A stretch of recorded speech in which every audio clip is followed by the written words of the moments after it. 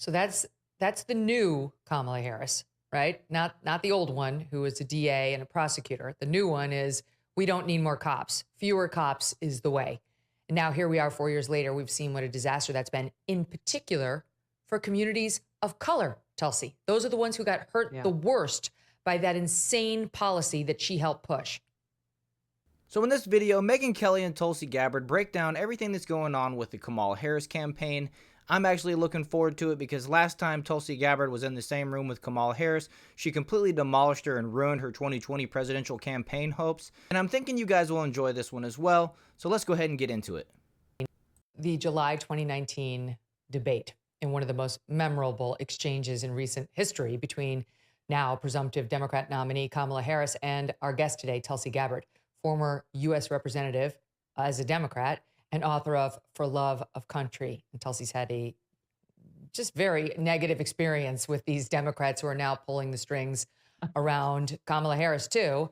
But, you know, we went back, even though we're friends, and we fact-checked everything you said, 100% accurate. There isn't one word of that was off. And it was pretty telling that she didn't deny it. She just tried to pivot to, I'm proud of my record. And so now she really is at a crossroads here because she's got to figure out whether she wants to be the, no, cash bail is a good thing, Kamala Harris, or the, no, we don't like cash bail because it hurts minorities, Kamala Harris, and whether she's going to be the, we want to prosecute marijuana users, Kamala Harris, or the one who admitted to smoking marijuana for recreation purposes on a show, right? Like, she's tried to reinvent herself so many times, and now the cultural winds have shifted such that I think she's going to be a little twisted on which way to land. What do you think? Before we get into Tulsi Gabbard's response, let's actually have a look at that 2020 debate between Kamala Harris and Tulsi Gabbard. The conversation back to the broken criminal justice system that is disproportionately negatively impacting Black and brown people all across this country today. Now, Senator Harris says she's proud of her record as a prosecutor and that she'll be a prosecutor president, but I'm deeply concerned about this record. There are too many examples to cite, but she put over 1,500 people in jail for marijuana violations and then laughed about it when she was asked if she ever smoked marijuana. She blocked evidence. She blocked evidence that would have freed an innocent man from death row until the courts forced her to do so. She kept people in prison beyond their sentences to use them as cheap labor for the state of California. And she fought to keep cash bail system in place that impacts poor people in the worst kind of way. Thank you, so now that we're up to speed, let's continue with the video to hear Tulsi Gabbard's response. You know, first, I think it's important to look at how was it possible? You said that was July 2019. Kamala Harris, I think, announced her candidacy in January of 2019. How was it possible that I was the first person, the first candidate running for president at that time, and really the first person, even when you count the mainstream media, to actually call her out and question her very simply, as you pointed out, question her on her record that she said she was proud of as Attorney General. This is important to point out because it's a sign of what we should expect here for the next 3.5 months in this election, that the media is going to continue to push out fluff stories about her. They are not going to seriously and honestly examine her record. They're going to treat her with kid gloves, and even worse yet, create this new false narrative about who Kamala Harris is and to try to reshape her record.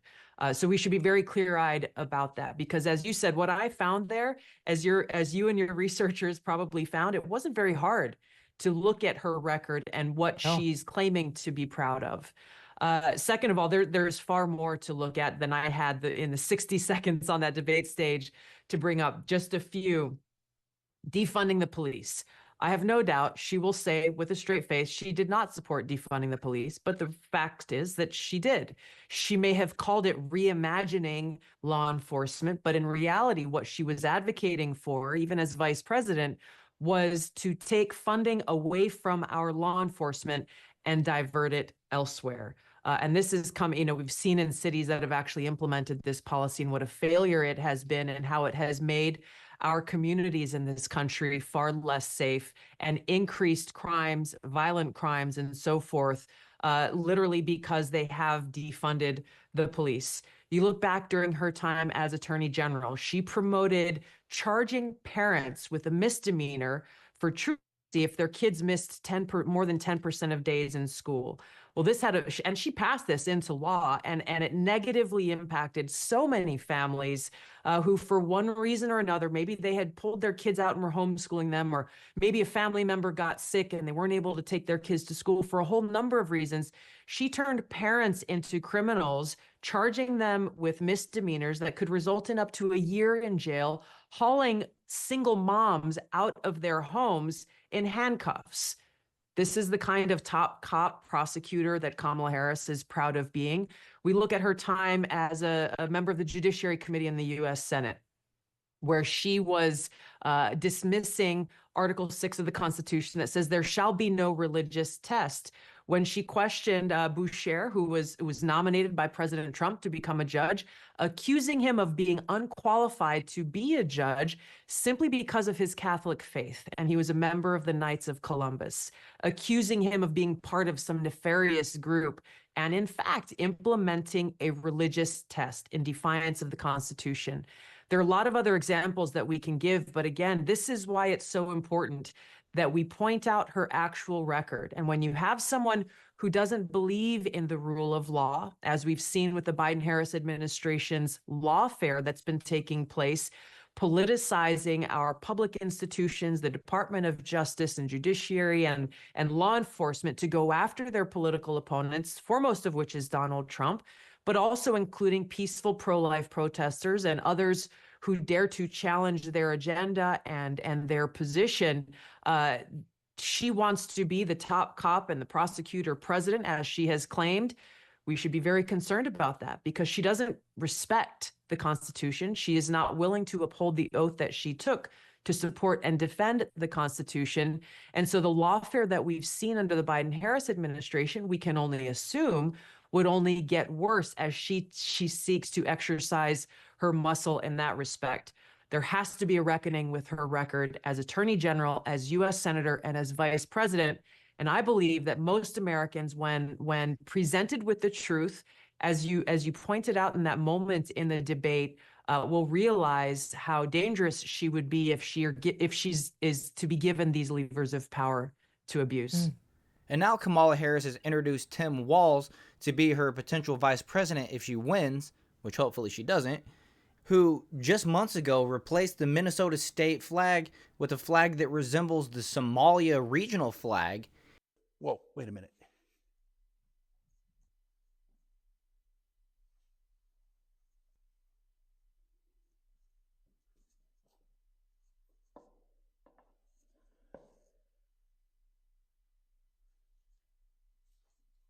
There, that's better.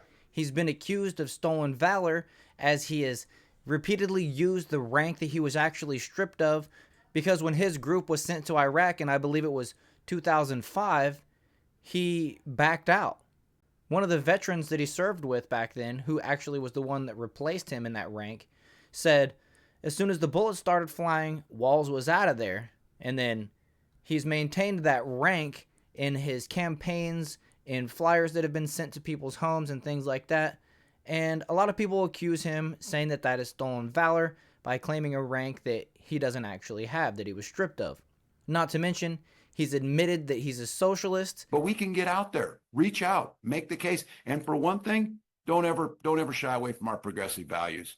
One person's socialism is another person's neighborliness. And he's against free speech. I think we need to push back on this. There's no guarantee to free speech on misinformation or hate speech, and especially around our democracy. So she really is catering to the left here. The fact that Kamala Harris didn't select Josh Shapiro. I said Ben Shapiro in my last video, so I apologize about that to Ben, like he cares. But since she skipped on Josh Shapiro because of his religious ties to Ben Shapiro's favorite country, if you know what I mean. Maybe that's where people were confused, because I used that reference yesterday. Because everybody knows who Ben Shapiro's favorite country is if you've been paying attention to him in the last 6 months, right? Since October. But I just wanted to add that little tidbit because this interview was actually conducted before Kamala Harris selected her running mate yesterday. So let's get back to it. I mean, this is in addition to wanting Medicare for all and to eliminate our private insurance plans, wanting to eliminate the filibuster so that she can pass the Green New Deal and take away airplanes and cars and cows. This is actually stuff she's on the record with, not to mention her abortion policies. But here she is back in June of 2020, wanting to appease a riled up Democratic base in the wake of the George Floyd situation, being pretty clear about how she felt about cops on the street. Look at this. It is outdated and is actually wrong and backward to think that more police officers will create more safety.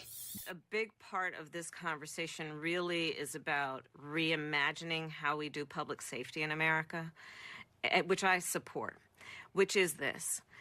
We have confused the idea that to achieve safety, you put more cops on the street. You know, for far too long, the status quo thinking has been to believe that by putting more police on the street, you're going to have more safety. And that's just wrong. It's just, that's not how it works. So that's the new Kamala Harris, right? Not the old one who was a DA and a prosecutor. The new one is, we don't need more cops. Fewer cops is the way. And now here we are 4 years later. We've seen what a disaster that's been, in particular for communities of color, Tulsi. Those are the ones who got hurt the worst by that insane policy that she helped push.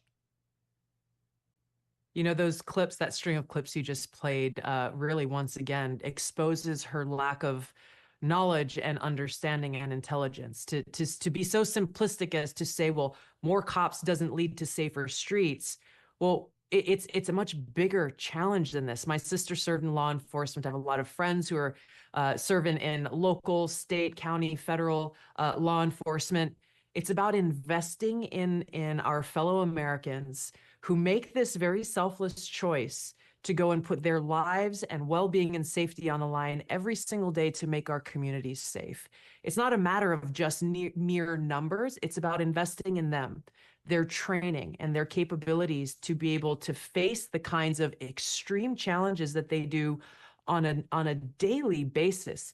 It's about making sure that we have systems in place to be able to support them as they deal with these very traumatic situations, and make it so that they are in a position to be most successful, building those relationships with our communities, investing in local police officers who are serving their local communities, and making it so that they and their families have that safety and security of knowing that they're cared for. It's taking this holistic approach to this challenge that we've been dealing with law enforcement and increasingly more dangerous streets, equipping them with what they need in order to accomplish the reason why so many people become law enforcement in the first place, which is to serve and to protect. And that's one of the things that Trump has promised to do on this 2024 campaign. He wants to give the police better training, better equipment, better transparency, so that they can provide a safer environment and do a better job. And if I missed anything, make sure you let me know in the comments. Other than that, hopefully I'll see you guys Saturday at 8 o'clock p.m. Eastern Time for episode 2 of the Jar Openers podcast with Atlas Thugged, where you can engage with us in chat as we discuss the events that happened throughout the week. And make sure you hit that like button and subscribe to the channel. Also, share this video. That's what really helps out the most. And I'll see you guys in the next one.